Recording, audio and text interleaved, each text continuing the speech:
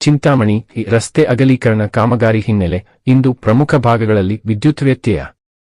ಚಿಂತಾಮಣಿ ನಗರದಲ್ಲಿ ನಡೆಯುತ್ತಿರುವ ರಸ್ತೆ ಅಗಲೀಕರಣ ಕಾಮಗಾರಿಯ ಅಂಗವಾಗಿ ವಿದ್ಯುತ್ ಕಂಬಗಳನ್ನು ಸ್ಥಳಾಂತರಿಸುವ ಕಾರ್ಯವನ್ನು ಕೈಗೊಳ್ಳಲಾಗುತ್ತಿದ್ದು, ಈ ಹಿನ್ನೆಲೆಯಲ್ಲಿ ಜುಲೈ 9ರಂದು ಬೆಳಿಗ್ಗೆ 9 ಗಂಟೆಯಿಂದ ಸಂಜೆ 5 ಗಂಟೆಯವರೆಗೆ ನಗರದ ಕೆಲವೊಂದು ಪ್ರದೇಶಗಳಲ್ಲಿ ವಿದ್ಯುತ್ ಪೂರೈಕೆಯಲ್ಲಿ ವ್ಯತ್ಯಯ ಉಂಟಾಗಲಿದೆ.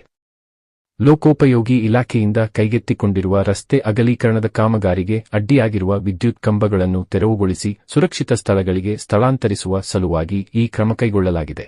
ಈ ಕಾಮಗಾರಿಯಿಂದಾಗಿ ಕರಿಯಪ್ಪಲ್ಲಿ, ಚೇಳೂರು ರಸ್ತೆ, ವಿಕ್ರಮ್ ಕಾಲೇಜು ಹಾಗೂ ಎಪಿಎಂಸಿ ಮಾರುಕಟ್ಟೆ ಪ್ರದೇಶಗಳಲ್ಲಿ ವಿದ್ಯುತ್ ಸಂಪರ್ಕ ಸ್ಥಗಿತಗೊಳ್ಳಲಿದೆ. ಅಭಿವೃದ್ಧಿ ಕಾಮಗಾರಿಗಳ ಹಿತದೃಷ್ಟಿಯಿಂದ ಸಾರ್ವಜನಿಕರು ಹಾಗೂ ವಿದ್ಯುತ್ ಗ್ರಾಹಕರು ಸಹಕರಿಸಬೇಕೆಂದು ಬೆಸ್ಕಾಂ ಅಧಿಕಾರಿಗಳು ಮನವಿ ಮಾಡಿದ್ದಾರೆ.